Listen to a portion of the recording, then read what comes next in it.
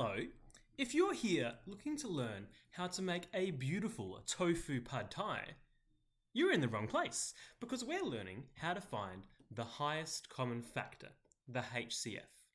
Specifically, we're looking at finding the highest common factor when we have two expressions like 8x squared and 15x, for example. Just a note, you do need to be able to know how to break up a number like 9 into its prime factors, writing it as a product of prime factors. If you don't know how to do that, I'll have some resources for that in the description. But let's start. To find the highest common factor, we, number one, write out each term or each expression fully expanded. So for example, this 6q here, we're going to write it fully expanded with the multiplication signs in between. We are also going to break up the coefficient, which is the number at the front of the term. In this case, the coefficient is 6. In this case, the coefficient is 10. In this case, the coefficient is 5, and so on. We're going to break that up into prime numbers that we can multiply to give that. Let's see how step 1 works for this example here. I have 6q, and I'm going to write that 6q fully expanded.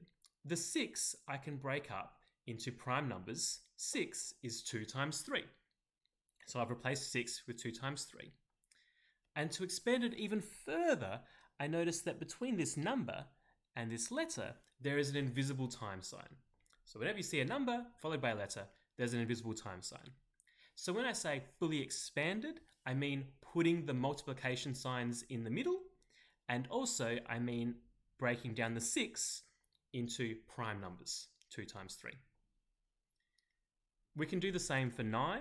9, there's no letter after it, but we can break 9 down into prime numbers.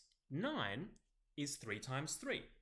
Again, if you're not sure how to write a number as a product of prime factors, check out the description because I have a resource that can help you with that. So I've done step number 1. I've written out each term fully broken out into tiny little parts multiplied together. Now I need to highlight the common factors. That's why it's called highest common factor. I'm looking at all of the numbers or letters that are the same in both of them.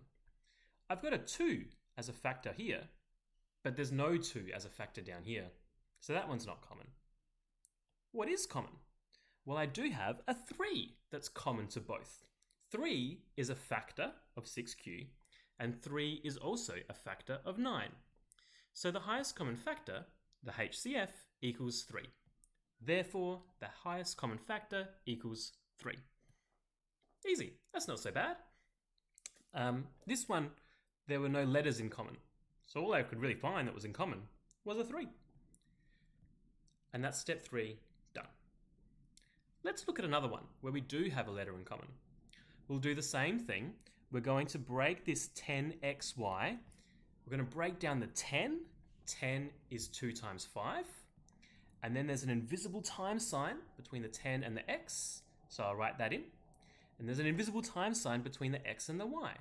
Whenever you have 2 letters next to each other, there's an invisible time sign right in the middle. So now I've broken down this really short term into all of the different factors, the things I can multiply to give that. We'll do the same for 5y. It happens that 5, it's already a prime number. I can't break that down anymore, so I'll just break 5y into 5 multiplied by y. So now we've done step 1, let's do step 2. Let's highlight any common factors. I can see here the 2's not common. I've got a 2 at the top, but not at the bottom here. Oh, there is a 5. 5 appears in both of these expressions. So let's highlight the 5. Is there anything else that's common to the top and the bottom? Yes, there is. The y is common. So the highest common factor is 5 times y, and we can just write that as 5y. Because the invisible time sign we can leave out when we write our final answer. We'll do the same for this one here. I have the coefficient here is 8, and I can break that down into 2 times 2 times 2 into prime numbers. X squared means x times x. Do you notice that I've broken down this complicated part here, x squared, into tiny factors, x times x. So this is a lot of little things all multiplied together. And the little things are the factors. The other term is 15x. I can break 15 down into prime numbers. 15 is 3 times 5. And in between the number and the letter, there is an invisible times sign. And because I am expanding it, writing it fully expanded, I'm going to write that invisible times sign so we can actually see it. Well, now we move on to step 2. Highlight the common factors, any common numbers, any common letters. Let's go through.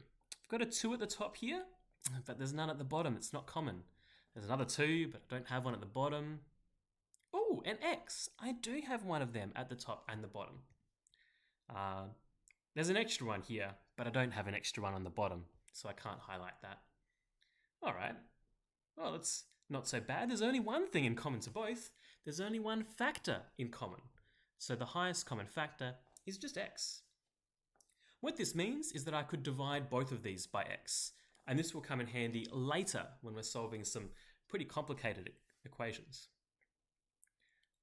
What about this one here? We can do exactly the same process. Okay, we've got the coefficient here of 12. So I write 12a squared b equals. The 12 I can break down into 2 times 2, which is 4, times 3. That's how I can break it down into a product of prime factors. Then I've got a squared, so that's a times a. So I'm going to multiply it by a times a. And then I've got b squared, which is b times b. We can do the same for the other term, which is 9b squared c. I can break the 9 down into a product of prime factors. 9 happens to be 3 times 3. And then I've got, I made a little mistake here. I wrote the wrong question. That's silly. That question was meant to be squared. Oopsie. That's okay. Everyone makes mistakes. So b squared is b times b, and then multiplied by c. And there are a lot of factors here, aren't there? In this first one, there are 1, 2, 3, 4, 5, 6, 7 factors. And when you multiply them together, you get that term. All right, well, we've done step 1. Now let's do step 2. Highlight the common factors. I've got a 2 up here, but that's not common to both.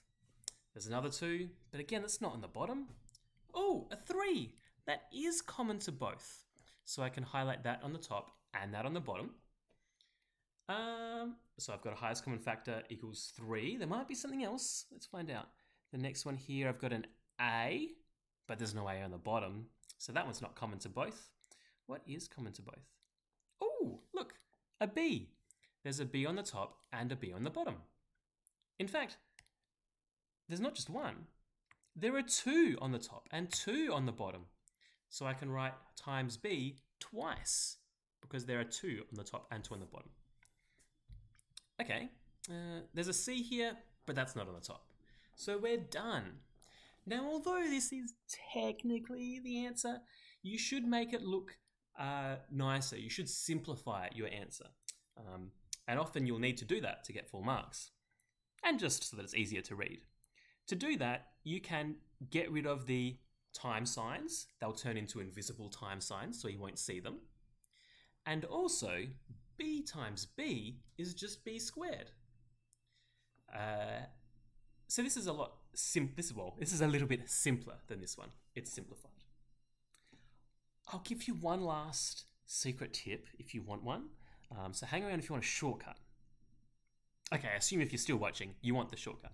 Here's a shortcut that can help you find these quicker. Step 1, think, what's the biggest number that goes into both coefficients? 12 and 9. What's the biggest number that goes into 12 and also goes into 9? It's 3.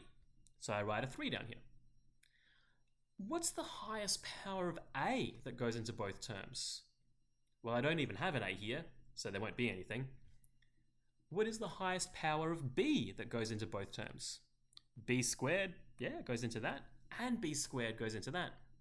I couldn't do B cubed because there's no b cubed on either side. So I've got b squared here. And what is the highest power of c that goes into both terms? C does go into this side, but it doesn't go into that side. So that's a little shortcut that can help you. Anyway, I hope this video has been helpful to help you learn how to find the highest common factor.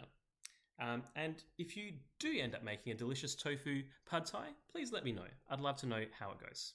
Bye.